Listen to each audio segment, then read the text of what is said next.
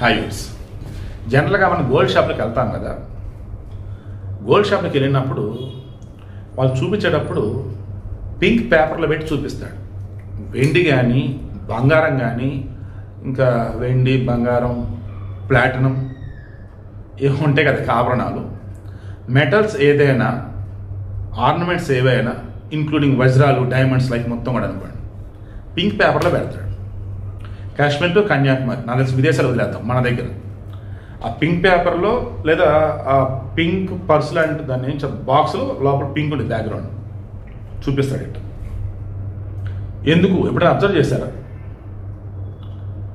తెలిసింది ఏంటి అంటే ఆ పింక్లో పెట్టినప్పుడు వస్తువు ఏదైనా నువ్వు పాతది పెట్టు కొత్తది పెట్టు, ఆటోమేటిక్గా షైనింగ్ వచ్చిందట, ఆటోమేటిక్గా ఆ వస్తువుని అట్రాక్ట్ చేస్తుందట, ఆటోమేటిక్గా ఆ వస్తువు మీద నీకు ఇష్టం ఏర్పడిద్దట,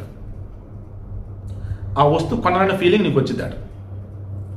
పింక్ పేపర్లో పెట్టిన పింక్ కింద స్మూత్ లేదా క్లాత్ అనేది పెట్టి దాని మీద నేను చూపిస్తుంటే షైనింగ్ వచ్చి అట్రాక్ట్ చేసి ఫైలింగ్ కొనేలా చేస్తుంది. ఇది కాకపోతే అది కాకపోతే అది అని చెప్పేసి నాలుగే చూస్తావు, బట్ కొనే వెళ్దాం ఫీలింగ్ నీకు వచ్చిందట.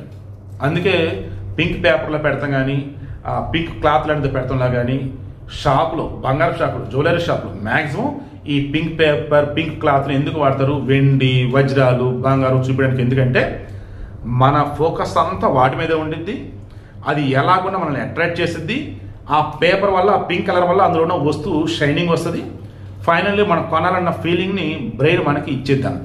దానివల్ల ఇదంతా చూసారా, మనలో మామూలు కదండి బాబు. అసలు ఈవెన్ సూపర్ మార్కెట్లో కూడా మీరు అబ్జర్వ్ చేస్తే పెద్ద పెద్ద హైపర్ మార్కెట్లు అయినా ఏవైనా మీరు లోపల ఎన్నైనా కొంటారు. జనరల్గా మీకు పనికొచ్చే వస్తువులు లోపల ఎక్కడో ఉంటాయి, రిమైనింగ్ అంటే మధ్యలో ఉంటాయి. ఇవి కొనుక్కుంటూ చివరికి అడగాలి చేస్తారు, అవన్నీ తీసుకుని మళ్ళీ వచ్చి మళ్ళీ ఇంకా ఉంటాయి. ఇలా రిటర్న్ వచ్చే దారిలో కౌంటర్ దగ్గర కూడా మీరు బాగా అబ్జర్వ్ చేస్తే చాక్లెట్లు మరీ అట్లా చెప్పాలంటే మీకు కాస్ట్లీ పెడతాడు. మళ్ళీ వాడు కాస్ట్లీ లేని పెట్టడు. అంటే సరేలే ఇది కూడా తీసుకెళ్దాం, ఎప్పుడు పిల్లలు అడుగుతున్నారుగా, సరే ఇంటికి గెస్ట్ రోజు వస్తే ఇది ఇద్దాంలే, లైక్ ఇలా. సో వ్యాపారం అంటే మనోళ్ళు అంటే వ్యాపారం, అవునా కదా? కింద కామెంట్లో తెలియచేయండి.